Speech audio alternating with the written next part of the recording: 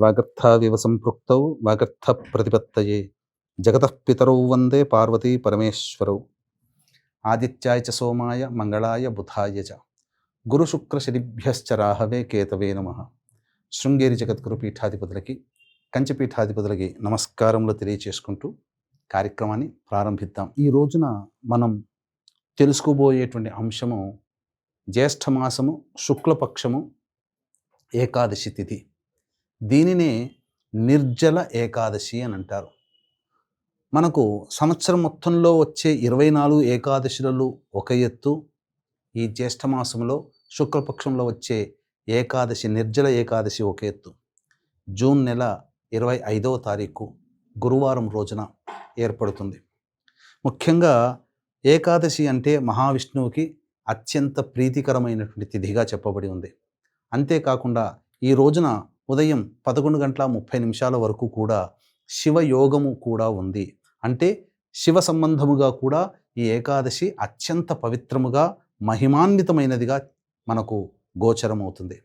అయితే మనకు ఈ ఏకాదశులన్నీ కూడా పాండవులు వనవాసం ఉన్న సందర్భంలో పాండవుల మధ్య కృష్ణుడు వేదవ్యాసుల వారి మధ్య జరిగిన సంభాషణల ఫలితముగా ఈ ఏకాదశులు అనేటువంటివి మనకు తెలియచేయడం జరిగింది.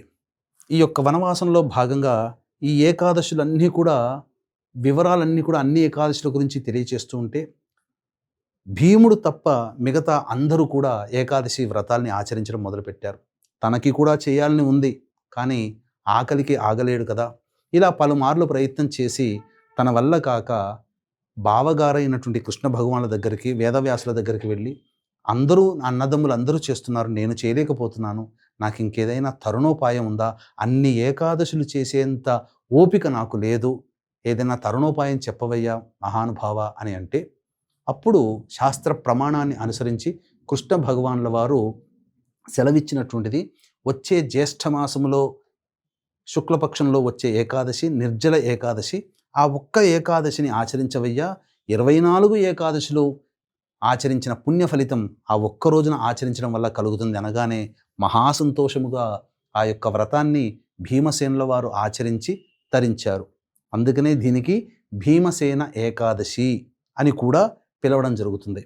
అయితే ఈ ఏకాదశి వ్రతాన్ని ఎలా ఆచరించాలి, ఆ రోజు ఆ యొక్క దైవ అనుగ్రహాన్ని పొందే ప్రయత్నం ఏ విధంగా చేయాలనేటువంటి విషయాల్ని క్లుప్తంగా తెలియచేసుకునే ప్రయత్నం చేద్దాం.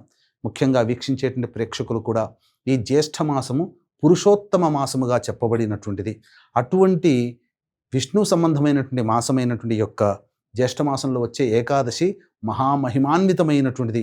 24 ఏకాదశుల్లో ఉండే ప్రభావం అంతా ఈ ఒక్క నిర్జల ఏకాదశి రోజున ఉంటుంది. కాబట్టి దీన్ని దృష్టిలో పెట్టుకునే మన పీఠం ఆధ్వర్యంలో సాయంకాలం 7 గంటలకి ఈ యొక్క సుదర్శన మూలమంత్ర హోమం, సుదర్శన మాలామంత్ర హోమం, సుదర్శన గాయత్రి హోమంతో పాటుగా నారసింహ హోమము, మృత్యుంజయ హోమము, అలాగే మీ జాతకరీత్యా కలుగు విద్య, వివాహ, ఉద్యోగ, దాంపత్య, అనారోగ్య సమస్యల నివారణకి, మేష, మిథున, కర్కాటక, సింహ, కన్య, వృశ్చిక, ధనస్సు, కుంభ, మీన రాశిలో జన్మించిన వారికి శనిదోష పరిహారార్థమై శనిదోష నివారణ పూజలు, హోమాలు జరిపించి శక్తిపాతము చేసినటువంటి కరుంగలి మాల ఇవ్వడం జరుగుతుంది. అవకాశం ఉన్నటువంటి వాళ్ళు ఈ 25వ తారీఖు సాయంకాలం 6 గంటల లోపల మీరు గోత్రనామాదులు కనిపించే నెంబర్కి కాంటాక్ట్ చేసి నమోదు చేసుకోవచ్చు. ఇక ఈ రోజున ఎలా ఆచరించాలి? ఉదయాన్నే కాలకృత్యాదులు తీర్చుకొని చక్కగా ఉదయిస్తున్నటువంటి సూర్యుడికి నమస్కారం చేసి సూర్యాష్టకం 6 సార్లు పారాయణం చేయాలి. తదనంతరం తులసి చెట్టు దగ్గర ఆవునేతితో దీపారాధన, ఇంట్లో కూడా విష్ణు భగవానుడి చిత్రపటానికి చక్కగా పూలమాల వేసి ఆవునేతితో దీపారాధన చేసి విష్ణు సహస్రనామ పారాయణం అనేటువంటిది చేయాలి. ఇక ఆ రోజంతా కూడా ఓం నమో భగవతే వాసుదేవాయ, ఓం నమో భగవతే వాసుదేవాయ, ఓం నమో భగవతే వాసుదేవాయ అనే నామాన్ని ఉచ్చరిస్తూ ఆ విష్ణువుని స్మరిస్తూ గడపాలి. అయితే నిర్జల ఏకాదశి పేరులోనే ఉంది, నిర్జల అంటే జలము అనేటువంటిది, అనగా నీరుని త్రాగకుండా ఈ ఏకాదశి వ్రతాన్ని ఆచరించాలి. పూర్వకాలంలో అత్యంత ఆరోగ్యవంతముగా ఉన్నటువంటి శరీరం కలిగిన మనుష్యులు కాబట్టి ఈ యొక్క వ్రత విధానాన్ని ఆచరించారు. ప్రస్తుత కాలమాన పరిస్థితులకి అందరికీ కూడా అనారోగ్య సమస్యలు చిరుప్రాయం నుంచే ఉంటున్నాయి కాబట్టి ఇది ఆచరించడానికి అంత ఆమోదయోగ్యంగా కనిపించట్లేదు. అయినా కొంతమంది భక్త శిఖరాగ్రులు ఈ యొక్క వ్రతాన్ని ఇప్పటికీ కూడా కొనసాగిస్తున్నారు. అయితే శాస్త్రంలో ఏం చెప్పబడింది, అసలు నీరే తీసుకోకూడదా అనంటే ప్రధానంగా 9 మాషముల ఎత్తు నీరు దాహం అనిపించినప్పుడల్లా తీసుకోవచ్చు అని. అంటే మన అరచేతిలో ఒక మినపగింజ వేసి నీరును పోస్తే ఆ మినపగింజ మునిగినంత వరకు ఆ నీటిని తీసుకొని ఆ నీటిని ఒక గ్లాసులో వేసుకోవడం. ఆ విధంగా 9 మార్లు ఆ నీటిని వేసుకొని ఆ నీటిని దాహం అనిపించినప్పుడల్లా తాగవచ్చు. లేదా ప్రత్యామ్నాయ మార్గముగా వాటర్ మిలన్ కానీ, సంత్రాలు కానీ, లేదా బత్తాయి పండ్లు కానీ తినవచ్చు. అందులో నీరు ఉంటుంది కాబట్టి. పండ్లు, ఈ యొక్క పాల పదార్థాలు తీసుకోవచ్చు, కానీ నీటిని మాత్రం తీసుకోకూడదు. ఇది కేవలం చేయగలిగిన వాళ్ళు మాత్రమే చేయండి తప్ప అందరూ చేయడానికి సాహసం చేయకండి. కానీ నియమం ఏంటంటే ఈ యొక్క నిర్జల ఏకాదశి రోజున ఎట్టి పరిస్థితిలో కూడా భోజనము చెయ్యకూడదు.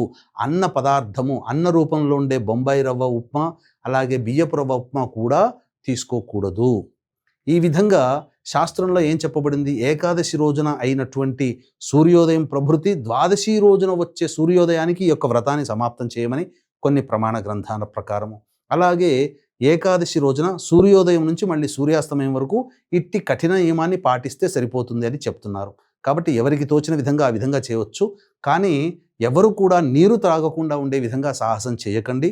అందరూ కూడా తీసుకొని వచ్చు, కానీ ఎట్టి పదార్థాల్లో భోజనం మాత్రం చేయకుండా ఉండి ఆ విష్ణు నామస్మరణ పఠిస్తూ మధ్యాహ్నం పూట నిద్రపోకుండా ఉండి చక్కగా సాయంకాలం ప్రదోషకాల సమయంలో కాళ్ళు చేతులు ముఖం కడుక్కొని నోరు నుంచి 3 సార్లు పుక్కిలు ఉమ్మించి తదనంతరం విష్ణు దేవాలయానికి చేరుకొని ఆ విష్ణు దేవాలయంలో ఆ స్వామివారికి అర్చన కార్యక్రమం జరిపించుకొని అక్కడ కూడా వీలైతే విష్ణు అష్టోత్తరం కానీ, విష్ణు సహస్రనామ పారాయణం కానీ, ప్రదోషం కంటే ముందే రావి చెట్టు చుట్టూ ఓం నమో భగవతే వాసుదేవాయ అనే నామాన్ని జపిస్తూ 27 ప్రదక్షిణలు కానీ చేసి ఇంటికి వచ్చి ఆ స్వామిని స్మరిస్తూ కూర్చోండి. నిశీ సమయం వరకు అవకాశం ఉంటే వేచి చూడండి, లేదా ఆ రోజంతా కూడా జాగరణ చేయండి. నిశీ సమయం అంటే దాదాపుగా రాత్రి 11:30, 12 వరకు. తదనంతరం మళ్ళీ బ్రహ్మముహూర్తంలో లేచి కాలకృత్యాదులు తీర్చుకొని ఉదయాన్నే స్వామివారి దగ్గర మళ్ళీ పూలమాల వేసి దీపారాధన చేసి, తులసి చెట్టు దగ్గర దీపారాధన చేసి, తులసి పత్రాలతో స్వామిని ద్వాదశి రోజున అర్చించి ఇంట్లో వండిన పదార్థాలు స్వామికి నైవేద్యంగా పెట్టి అనాథాశ్రమంలో కానీ, వృద్ధాశ్రమంలో కానీ, ఎవరైనా అతిథులు కానీ భోజన తాంబూలాదులు అన్నీ కూడాను వారికి సమర్పించి తదనంతరం ఇంటికి వచ్చి భార్య పుత్రాదుల సమేతముతో ఎవరైతే ఈ యొక్క భోజనం స్వామివారికి పెట్టిన నైవేద్య సహితంగా భోజనం చేస్తారో వారికి సమస్త విధములైనటువంటి కష్టములు కానీ అన్నీ తొలగిపోతాయి. అన్ని విధాలుగా ఆనందయోగ్యంగా ఉంటారు. సమస్త పాపముల నుంచి విముక్తి పొందుతారు.